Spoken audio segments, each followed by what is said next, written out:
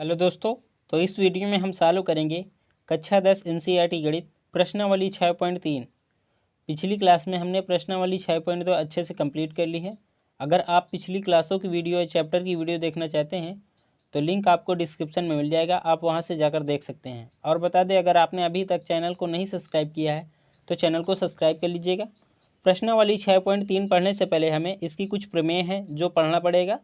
6.3, 6.4, 6.5 ये प्रमेय हैं, इनको समझना पड़ेगा। और यहीं पे हम सर्वांगसम और समरूपता के बारे में भी समझ लेंगे। तो चलिए इसको हम समझते हैं। तो हम सर्वांगसम और समरूप के बारे में शॉर्ट में समझ लेते हैं। इसकी एक डिटेल वीडियो मैं बहुत ही जल्दी लाऊंगा। सर्वांगसम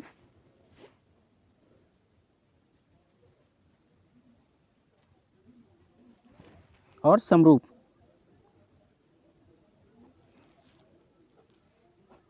अब देखो, सर्वांगसम आकृति कैसी होती है।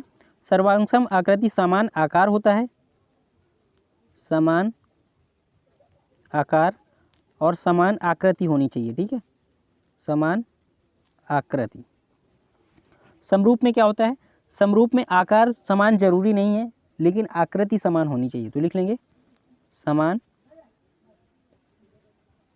आकृति, आकार समान जरूरी नहीं है, ठीक है, जरूरी नहीं है तो भी ठीक है, नहीं है तो भी ठीक है। अब यहाँ पे जैसे हम त्रिभुज बना लेते हैं, दो त्रिभुज बनाते हैं, ये और एक त्रिभुज बना लेते हैं, ये त्रिभुज, ठीक है। अब इसमें जो भुजाएं हैं, इस तीनों त्रिभुज की जो भुजाएं हैं इससे सेम बराबर हैं। अगर इस त्रिभुज को उठाकर हम इसके ऊपर रख दें तो सेम फिट बैठेगा, ना ही छोटा और ना ही बड़ा। तो इन दोनों त्रिभुजों को हम क्या बोलेंगे, सर्वांगसम है, ठीक है। क्योंकि यहाँ पे समान आकार मतलब इसकी जो भुजाएं हैं वो बराबर होनी चाहिए इसके। समान आकृति मतलब ये तीन कोने का बना हुआ है तो ये आकृति हो गई। अगर इसको उठाकर इसके ऊपर कॉपी कर दें और ना ही छोटा और ना ही बड़ा, बिल्कुल फिट बैठे, तो वो सर्वांगसम होंगे। तो क्या लिखेंगे, यहाँ पे नाम दे देते हैं ABC, इसको PQR बोलते हैं। अब यहाँ पे देखो, पहले त्रिभुज का हम कुछ भी नाम दे देते हैं, ABC, सर्वांगसम का चिन्ह लगाएंगे, ये सर्वांगसम का चिन्ह हो गया। अब यहाँ पे हम PQR, त्रिभुज PQR, ठीक है। अब दूसरे त्रिभुज को हम एंगल से सेम बराबर, ये वाला एंगल अगर 30 होगा तो हम 30 वाले, इसमें जो 30 होगा उसी को हम बराबर ऐसे लिखते हैं, ठीक है। इसको मैं आगे समझाता हूँ आपको। अब हम समरूप के बारे में समझते हैं क्योंकि यहाँ पे यही हमारे लिए इम्पोर्टेंट है। समान आकृति, आकार समान जरूरी नहीं है। अगर यहाँ पे हम त्रिभुज बनाते हैं, ये एक त्रिभुज हमने बनाया ABC, यहाँ पे इससे बड़ा त्रिभुज बनाया, ये हमने इससे बड़ा त्रिभुज बनाया PQR। अब यहाँ पे देखो, समान आकृति तीन कोने की इसमें भी है, इसमें भी तीन कोने की है।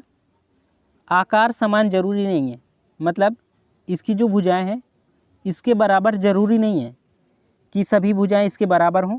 बराबर होंगी तो भी वो समरूप होगा, और बराबर होंगी तो वो सर्वांगसम भी होगा, ठीक है। क्योंकि भुजाएं बराबर होंगी तो वो सर्वांगसम होगा, अगर भुजाएं बराबर नहीं होंगी तो वो समरूप होगा। मतलब सर्वांगसम चीज़ जो होगी वो समरूप होगी, लेकिन समरूप वाली चीज़ सर्वांगसम नहीं होगी, ठीक है। ये चीज़ समझना। इसमें क्या है, इसमें रेशियो या अनुपात बोलें बराबर होना चाहिए।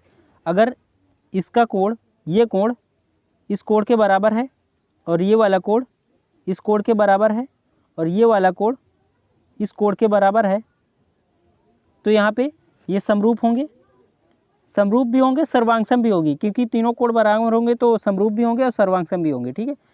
लेकिन यहाँ पे आपको समझना है, इनके जो भुजाओं का अनुपात होना चाहिए वो बराबर होना चाहिए। इसमें भुजाएं बराबर होनी चाहिए, इसमें भुजाओं का अनुपात बराबर होना चाहिए।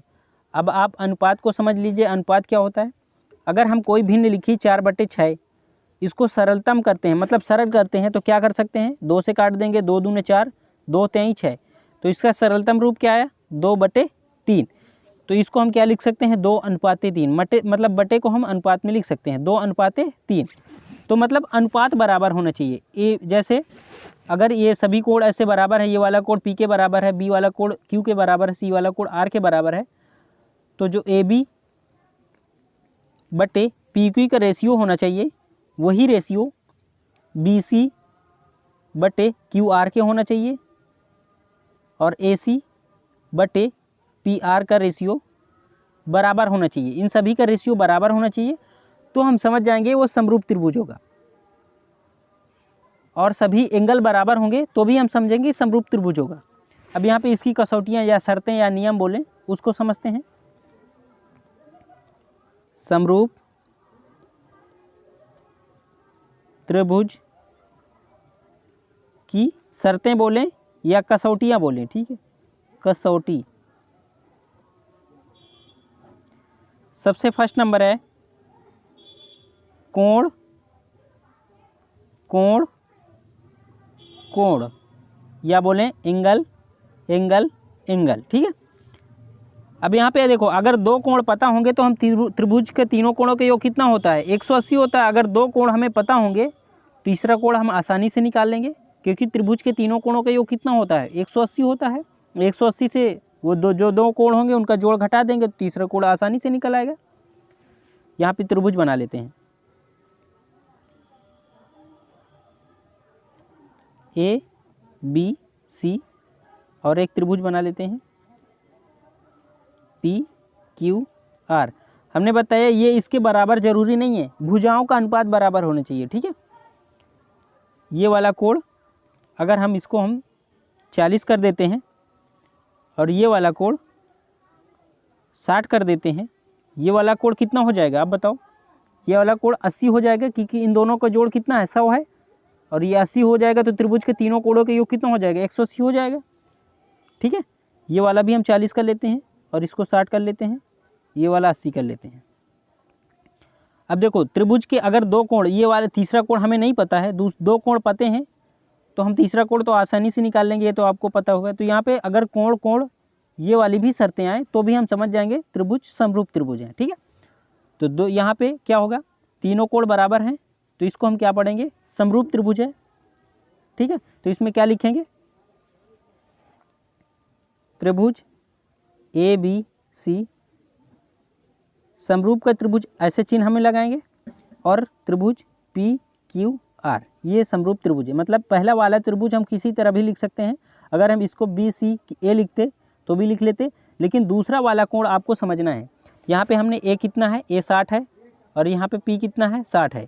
तो यहाँ पे आपको कोण के हिसाब से लिखना है ए बी सी, मतलब 60 40 80। यहाँ पे 60 40 80 हमने सीरियल से लिखा हुआ है ना, ये नहीं आपको ऐसे करना है ए बी सी और यहाँ पे हम समरूप का त्रिभुज लगाकर त्रिभुज इसको क्यू आर पी कर दें, ये गलत हो जाएगा, ठीक है। आपको कोण के हिसाब से ही लिखना पड़ेगा। अब इसमें दूसरा शर्त क्या होगा, अगर ये देखो एंगल अगर सभी बराबर होंगे तो हमें साइज नापने की ज़रूरत ही नहीं, हम समझ जाएंगे वो समरूप त्रिभुज होंगे, ठीक है। कोण अगर बराबर होंगे तो समरूप त्रिभुज होंगे, सर्वांगसम भी होंगे, लेकिन यहाँ पे समरूप के बारे में समझना है। अब हम दूसरा केस देखते हैं। दूसरा होता है भुजा, भुजा, भुजा। अब यहाँ पे भुजा भुजा भुजा मतलब आप ये ना समझना कि भुजा बराबर होनी चाहिए, सर्वांगसम में बराबर होनी चाहिए। यहाँ पे समरूप में बराबर जरूरी नहीं होनी चाहिए, ठीक है।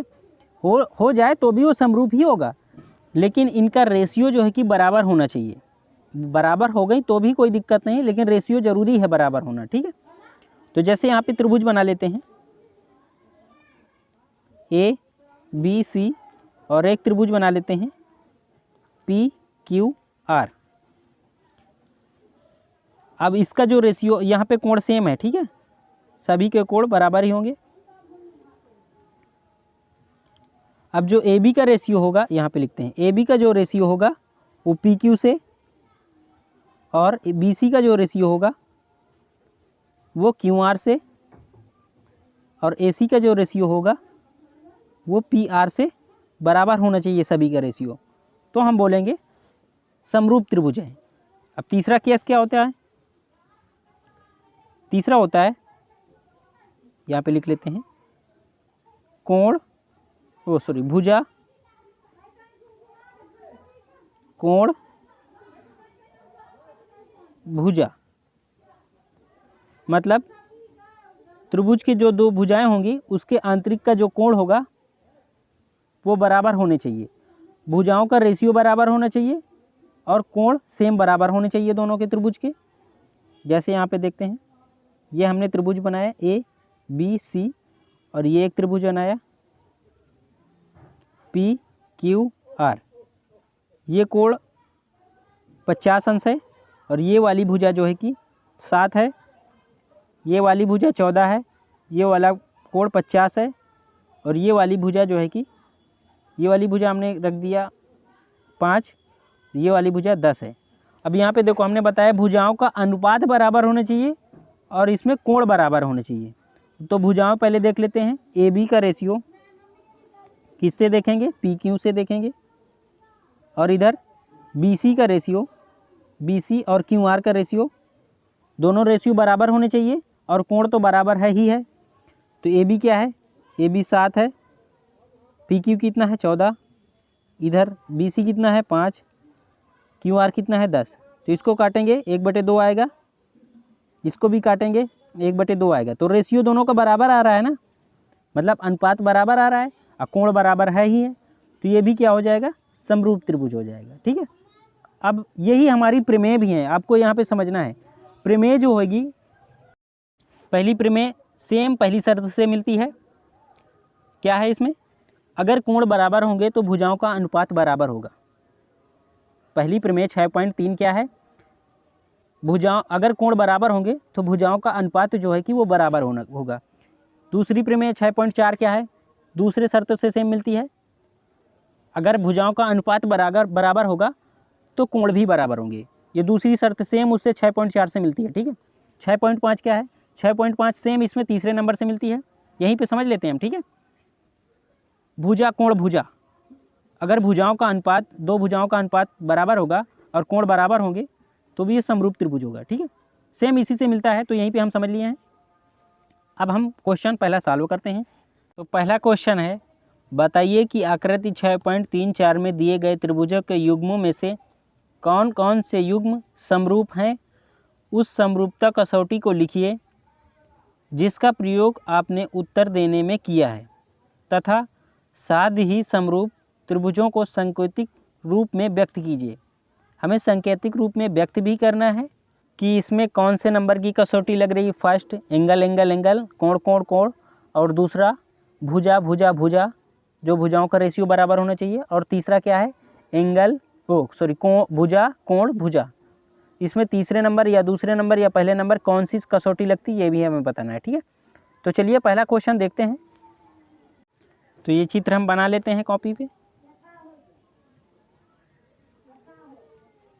ए बी सी और दूसरा है पी क्यू आर। ये 40 है, ये 60 है, ये 80 है, ये 60 है, और ये क्या है? 80 है, ये 40 है। अब यहाँ पे देखो हमने त्रिभुज लिखना बताया ना, कोण के हिसाब से हम त्रिभुज को लिखते हैं। तो यहाँ पे लिखेंगे त्रिभुज A B C, A B C. ए कितना है? 60, बी कितना है? 80, सी कितना है? 40। अब यहीं पे हम कोण के हिसाब से लिख लेते हैं। ए कितना है? 60, पी त्रिभुज पी, बी कितना है? 80, तो यहाँ पे बी बीच में है, यहाँ पे क्यों आ जाएगा।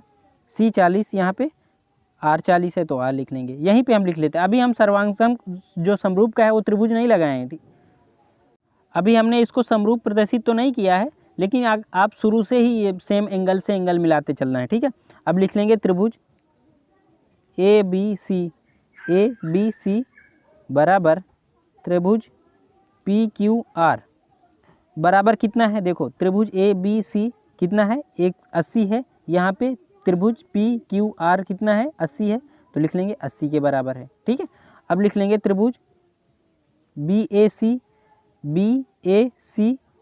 अब यहाँ पे क्या आ जाएगा? त्रिभुज क्यू पी आर बराबर कितना है? 60 है, तो लिख लेंगे त्रिभुज क्यू पी आर। जो कोण हमें प्रदर्शित करना है उसको हम बीच में ही रखेंगे। ठीक है, तो क्यू पी आर बराबर कितना है? 60 अंश है, 60 लिख लेंगे। अब हम इस एंगल को लिखेंगे तो क्या लिखेंगे? त्रिभुज ए सी बी, त्रिभुज ए सी बी बराबर, इधर क्या लिखेंगे? त्रिभुज पी आर क्यू बराबर त्रिभुज पी आर क्यू बराबर कितना है 40। बीच वाला कोण देखो, यहाँ पे सी 40 है, यहाँ पे आर 40 है, तो इसमें हम लिख देंगे बराबर 40। ये सभी कोण बराबर हमने लिख दिया है। अब यहाँ पे देखो कौन सी कसौटी लग रही है, एंगल एंगल एंगल, सभी कोण बराबर है ना, तो लिख लेंगे इसलिए ए ए ए, या बोलें कोण कोण कोण कोण कोण कोण समरूपता कसौटी से त्रिभुज ए बी सी। अब सर्वांग का चिन्ह लगाएंगे। अब आपको दूसरा एंगल वही एंगल के हिसाब से लिखना है, दूसरा त्रिभुज। तो एंगल तो हमने शुरू से यहीं पे बना लिया था, तो लिख लेंगे त्रिभुज पी क्यू आर। ठीक है, ये पहला क्वेश्चन हो गया। अब यहाँ पे आप समझ लो, आप इसको नहीं समझ पाए होंगे ए बी सी, तो मतलब हमने ये, अगर आप इसको नहीं लिखना चाहते ये चीज़, तो आप लिख लेना है कोण ए बराबर किसके है, कोण पी के। यहाँ पे आप डायरेक्ट लिख सकते हैं कोण बी किसके बराबर है, कोण बी बराबर है कोण क्यू के। और कोण सी किसके बराबर है, कोण आर के। आप ये चीज़ भी लिख सकते हैं। यहाँ पे हमने जो कोण हमें दिखाना है वो कोण हम बीच में ही रखते हैं। ठीक है, यहाँ पे बी, यहाँ पे क्यू, देखो बराबर है बी क्यू। यहाँ पे ए, यहाँ पे आर, यहाँ पे ए, यहाँ पे ए, यहाँ पे ए दिखाया है, और यहाँ पे देखो पी होना चाहिए, यहाँ पे गलती पी होनी चाहिए। ठीक है, सभी कोण जो हमने दिखाया, यहाँ पे सी 40 है, यहाँ पे आर 40 है, देखो यहाँ पे सी और आर बराबर। आप इस तरह भी लिख सकते हैं, ये आपको जरूरी नहीं लिखना है। ठीक है, अब हम दूसरा क्वेश्चन देखते हैं।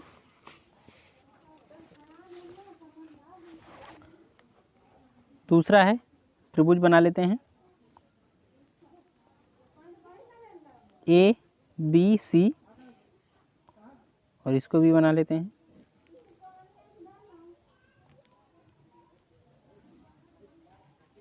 ये आर हो गया, ये क्यू हो गया, ये पी हो गया, ये 6 है, ये 5 है, और ये 4 है, ये 2 है, ये 3 है, ये 2.5 है।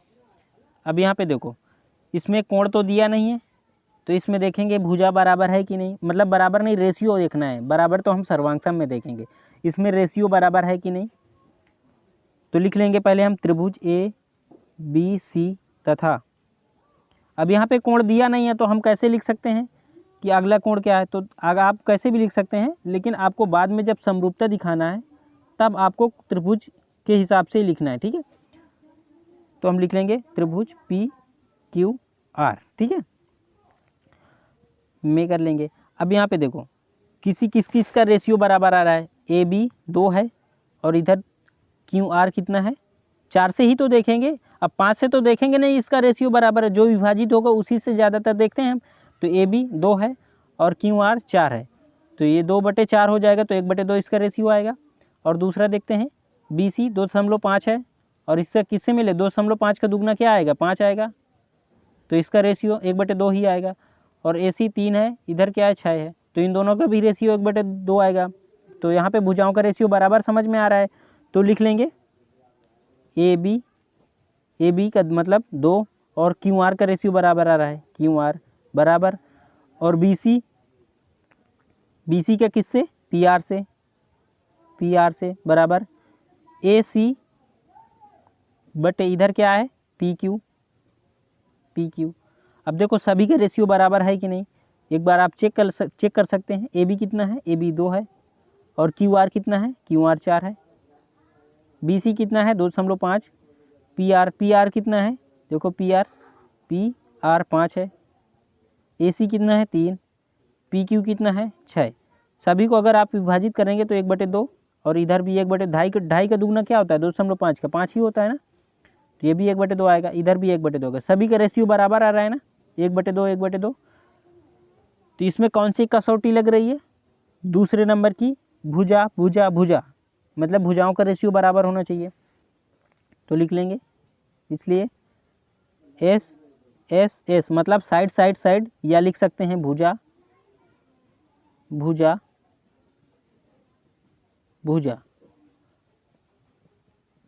कसौटी से सर्वांग त्रिभुज। यहाँ पे देखो ए बी सी, इसमें भी हम वही हिसाब से भुजा लेंगे, क्यू आर पी, क्योंकि यहाँ पे ए बी 2, फिर इसके बाद बी सी 2.5, फिर इसके बाद सी ए 3, तो यहाँ पे क्यू आर 4, आर पी 5, फिर इसके बाद पी क्यू 6। तो इसे हम लिख लेते हैं क्यू आर पी, ये समरूप हो गए। ठीक है, अब ये देखो भुजाएं बराबर हैं, तो ये भुजाएं बराबर तो है नहीं, तो ये रेशियो बराबर है इनका, तो ये समरूप ही होंगे, सर्वांग सम नहीं होंगे। ठीक है, अब तीसरा क्वेश्चन देख लेते हैं। तीसरा क्वेश्चन 2.7 और यहाँ पे 3 और 2, इधर देखो किसी का रेशियो मिलेगा कि नहीं। 2.7 का दुगना क्या होगा, ये हो जाएगा 5.4, तो यहाँ पे 5.4 किसी में है ही नहीं। या दुगना बोलें या तिगुना बोलें, किसी तरह भी रेशियो, जरूरी नहीं है दुगना ही होना चाहिए। ठीक है, और 3 का 6 से तो बनेगा 1/2 आएगा, 2 का 4 से भी बनेगा, लेकिन 2.7 का दुगना तो होगा नहीं है, क्योंकि इन सभी का दुगना आ रहा है, तो ये सर्वांग समरूप नहीं होगा। ठीक है, तो इसको आप लिख सकते हैं समरूप नहीं है। अब चौथा देख लेते हैं।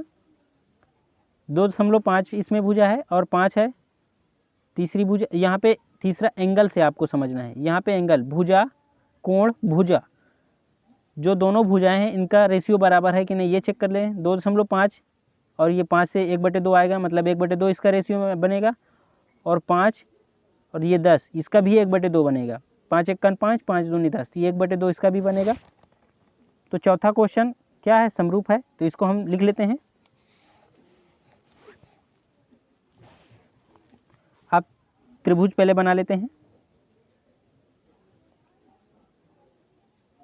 एम एन एल, ये दे रखा है 70, ये 5 और ये 2.5, ये P है, ये Q है, ये R है, ये 70 दे रखा है, ये 6 दे रखा है, ये 10 दे रखा है।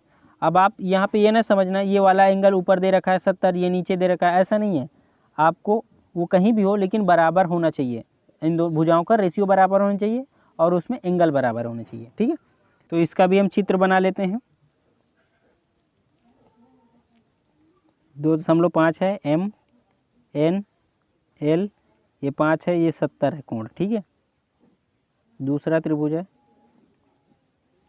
ये 70 दे रखा है और ये 5 दे रखा है, ये 10 दे रखा है, ये P दे रखा है, ये Q दे रखा है, ये R दे रखा है। देखो भुजाओं का रेशियो बराबर है कि नहीं, भुजाओं का रेशियो हमने अभी चेक किया, इसमें बराबर आ रहा है, तो लिख लेंगे त्रिभुज ए नहीं है, इसमें M N L, M N L, यहाँ पे क्या लिखेंगे, तथा त्रिभुज Q के बाद क्या लिखेंगे, P, फिर इसके बाद R कर लेते हैं। ठीक है, अब यहाँ पे देखेंगे भुजाओं का रेशियो, एम एन बटे क्या आएगा, एम एन 2.5, इधर क्या आएगा, इधर आएगा पी क्यू बराबर एम एल, इधर क्या आएगा क्यू आर का रेशियो चेक करो, एम एन 2.5, पी क्यू कितना है 5 और एम एल कितना है 5 और क्यू आर कितना है 10। ये काटेंगे 1/2 आएगा, ये भी 1/2 आएगा, तो रेशियो तो बराबर आ रहा है। तो ये कौन सी कसौटी लग रही है, तीसरे नंबर की कसौटी, इसलिए भुजा कोण भुजा कसौटी से त्रिभुज एम एन एल समरूप त्रिभुज क्यू पी आर। ठीक है, अब हम पांचवा क्वेश्चन देखते हैं। पांचवा क्वेश्चन है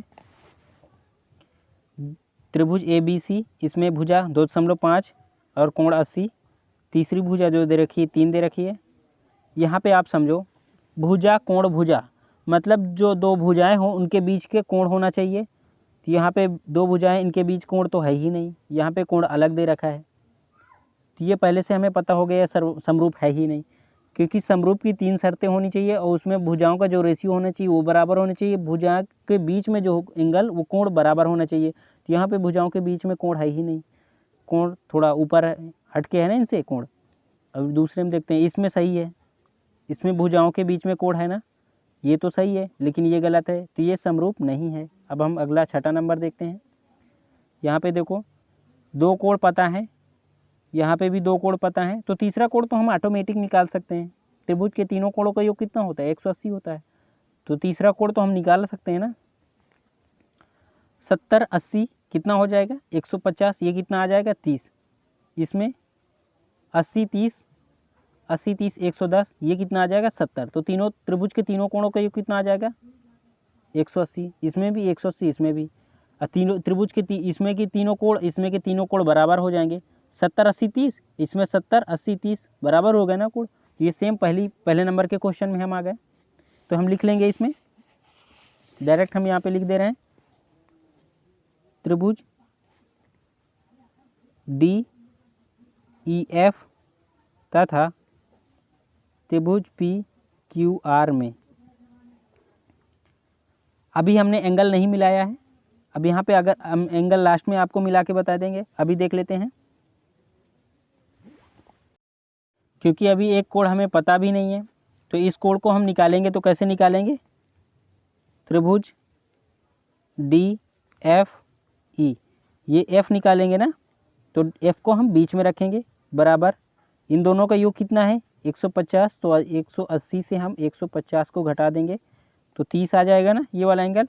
ये वाले एंगल को भी हम निकालेंगे इस त्रिभुज में, तो त्रिभुज QPR कर लेते हैं। QPR बराबर 180 माइनस कितना करेंगे? 80 और 30 का जोड़ 110, घटा देंगे 70 आ जाएगा। QPR कितना आया? 70। अब लिख लेंगे कौन सा कोण किसके बराबर है, हम इसमें रख लेंगे। आप पहले वाले में जो हमने लिखा था उसको हम यहीं पे सार्ट कर देते हैं। तो कोण D किसके बराबर है? कोण P के। और कोण E किसके बराबर है? कोण E 80 है, Q के बराबर है। और कोण F किसके बराबर है? R के। लिख लिया। जब कोण बराबर हैं तो इसमें कौन सी कसौटी लगेगी? फर्स्ट नंबर की, कोण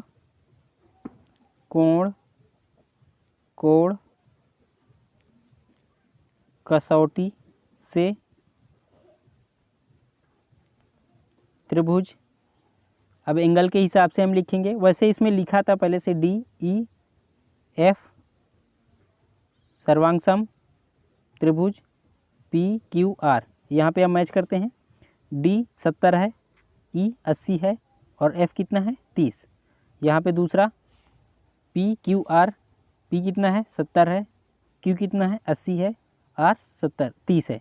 तो बराबर आ रहा है ना सभी का कोण, तो ये सही है। तो छठा क्वेश्चन भी हमारा हो गया। अब हम दूसरा क्वेश्चन से अगली वीडियो में चालू करेंगे। वीडियो पसंद आई तो वीडियो को लाइक कर देना और चैनल को सब्सक्राइब नहीं किया है तो चैनल को सब्सक्राइब कर देना। Thank you.